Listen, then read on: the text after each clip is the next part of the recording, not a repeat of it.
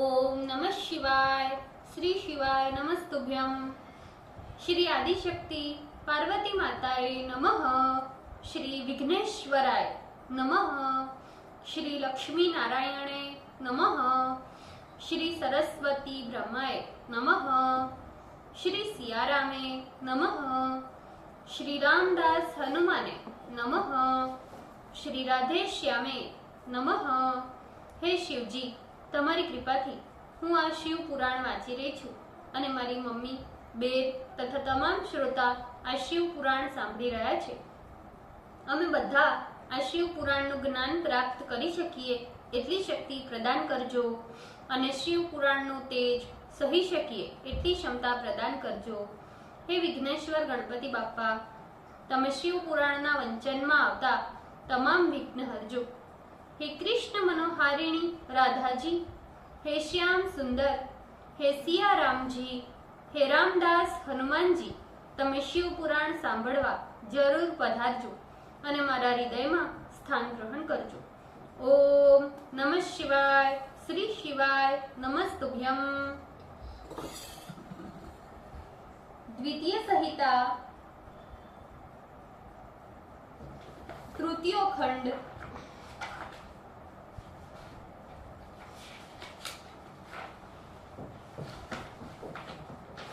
द्वादश अध्याय।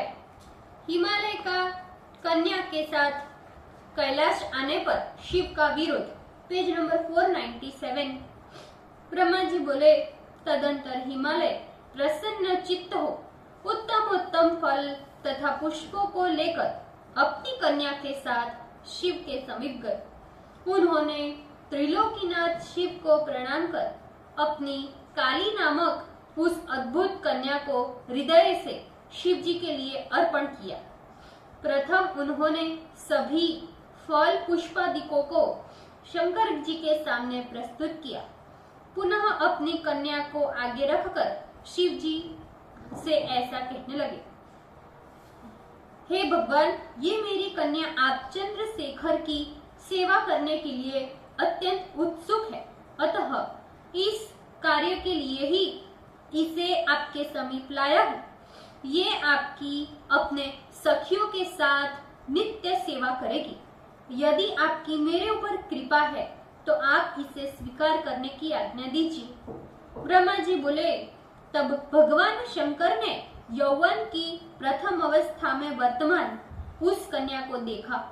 उसका मुखमंडल पूर्णिमा के चंद्रमा के समान मनोहर था, जिससे नील कमल के पत्र के समान आभा निकल रही थी।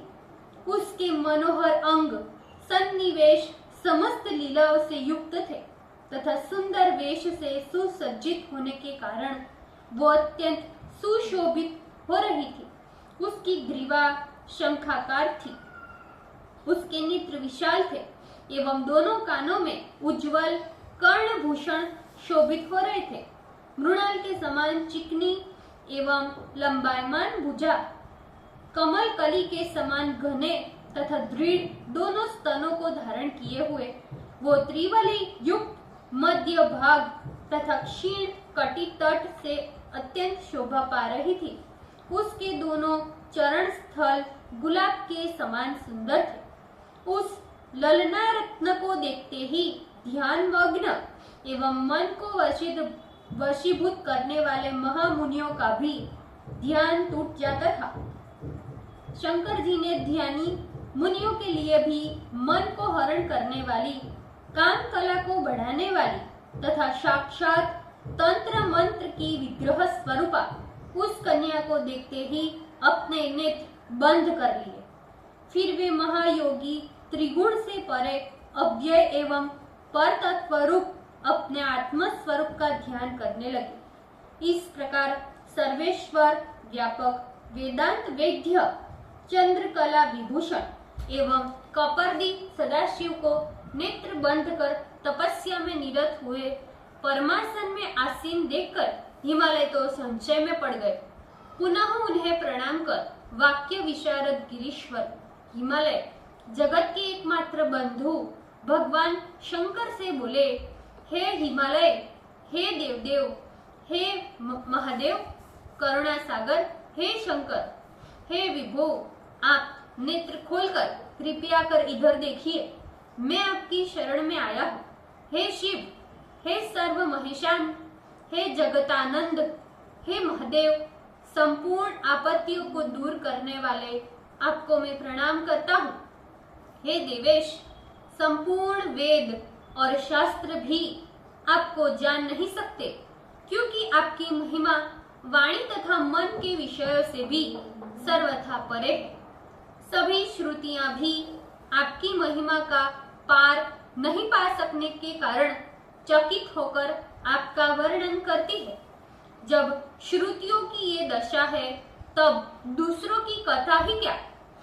एकमात्र आपके भक्त ही आप में भक्ति कर आपकी कुछ महिमा जान पाते हैं, क्योंकि आपके शरण में प्राप्त हुए भक्तों को कभी किसी प्रकार के भ्रम आदि दोष नहीं होते।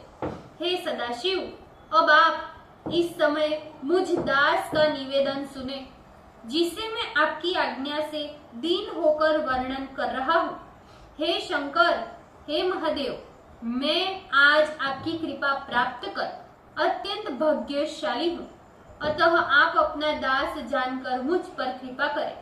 हे नाथ, आपको प्रणाम। हे प्रभु, मैं आपके दर्शन के निमित्त इस कन्या के साथ प्रतिदिन आया करूंगा, ऐसी आज्ञा मुझे प्रदान करें। ब्रह्मा जी बोले। गिरिराज की इस प्रकार के वचन सुनकर महेश्वर ने अपने दोनों नेत्र खोलकर ध्यान करना छोड़ दिया।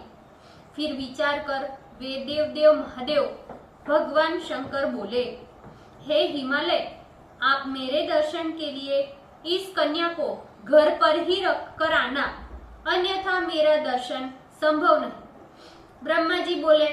पार्वती के पिता हिमालय शिव जी के इस प्रकार के वचन को सुनकर पुनः विनम्र हो कहने लगे, हे सदाशिव, आप ये तो बतावे कि मैं इस कन्या को साथ लेकर क्यों आपके दर्शन के लिए न आऊं?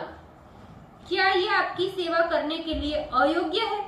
मुझे तो इसे घर छोड़ने का कोई कारण प्रतीत नहीं होता। ब्रह्मा जी बोले।